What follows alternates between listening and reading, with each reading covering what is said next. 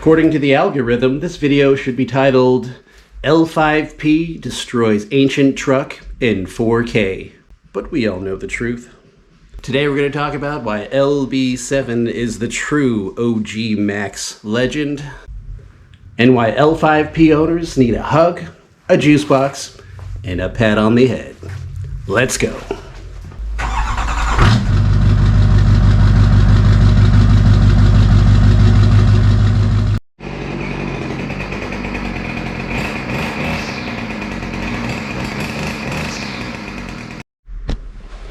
Power and tuning. L5Ps make a respectable 445 horsepower and over 900 pounds of torque, which is adorable. Because all you need to do to a LB7 is toss a tuner and a prayer on it, and all of a sudden you're the town menace. Yeah, you might yeet your head gaskets into the next dimension, but what a way to go. Here's my mod list.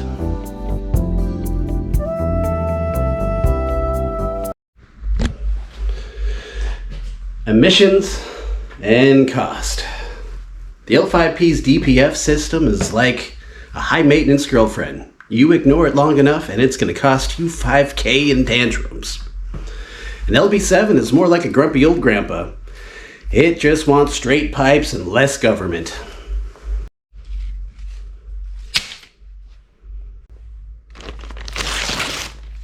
So let's recap with some pros and cons of the L5P. Pros: makes stupid power stock with 445 horsepower on up. The newer you get, the more horsepower it makes. The emissions equipment can be reliable. It has better fuel efficiency. It has a lot of creature comforts. 10-speed transmission, adaptive cruise control, Apple Play. I mean, it's like driving a freaking spaceship. And I hate to admit it, but it does have stronger factory internals. As far as the engine's concerned, you don't have to build it for moderate power. You can take it to the moon. Cons are the emissions equipment can be a ticking time bomb for things like the DPF, EGR, and the DEF.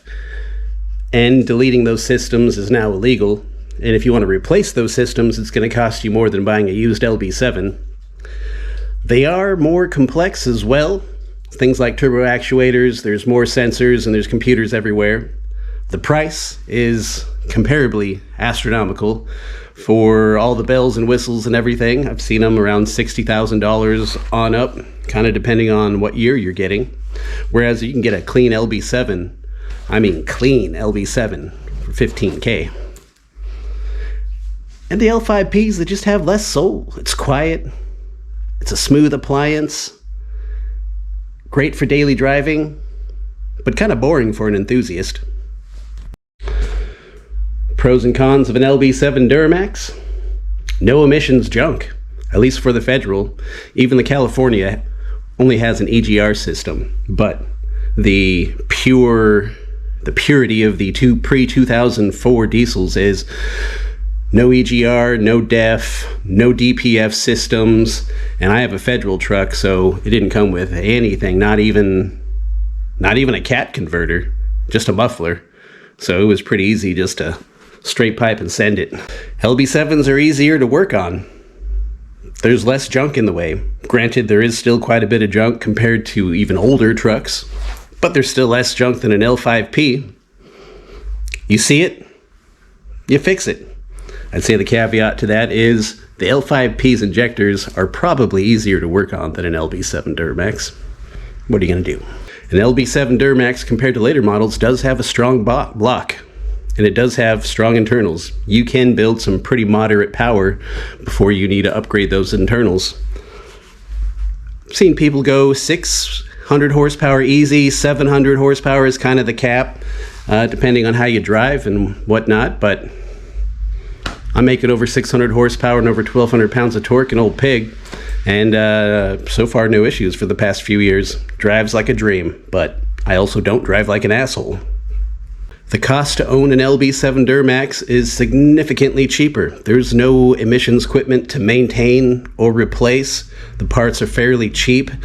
Since it's an over 20-year-old truck. The aftermarket world is completely taken over, and any mishaps that that truck has had, it's now extremely easy to upgrade. This is the first Duramax we're talking about, and a whole list of Duramax parts up to 2016 will fit an LB7 Duramax. So you can just replace your old OEM with newer OEM parts.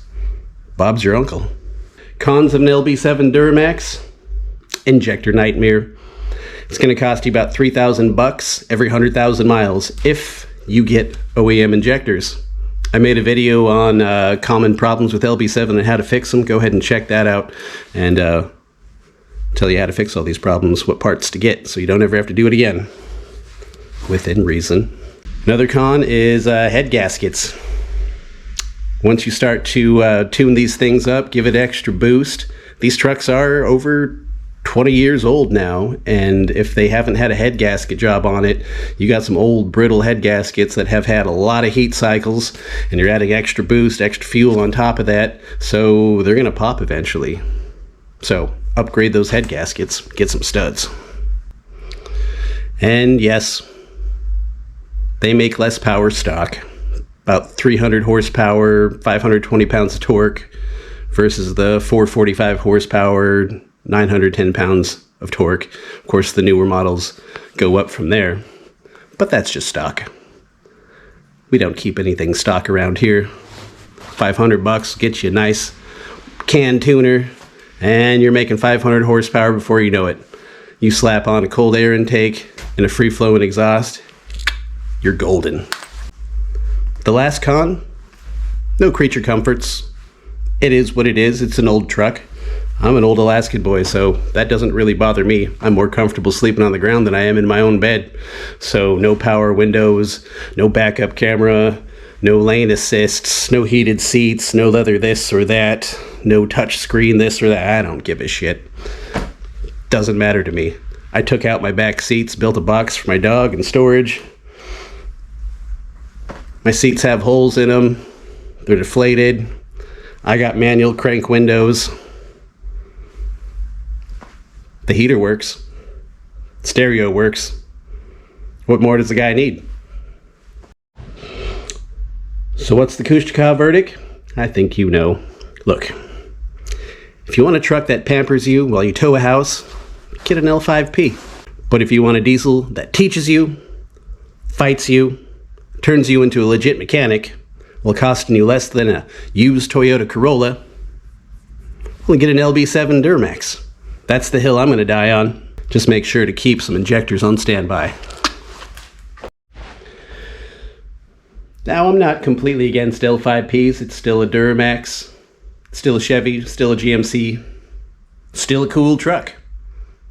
And eventually, they're going to become old pieces of shit and ripe for Kooshdaakaa garage. But until then, I'm going to keep driving the shit out of my LB7 Duramax. LB7 guys, sound off in the comments. L5P lovers, try to change my mind. And if you don't own a Duramax, well, bless your heart. Get with the times. Kooshdaakaa Garage, signing out.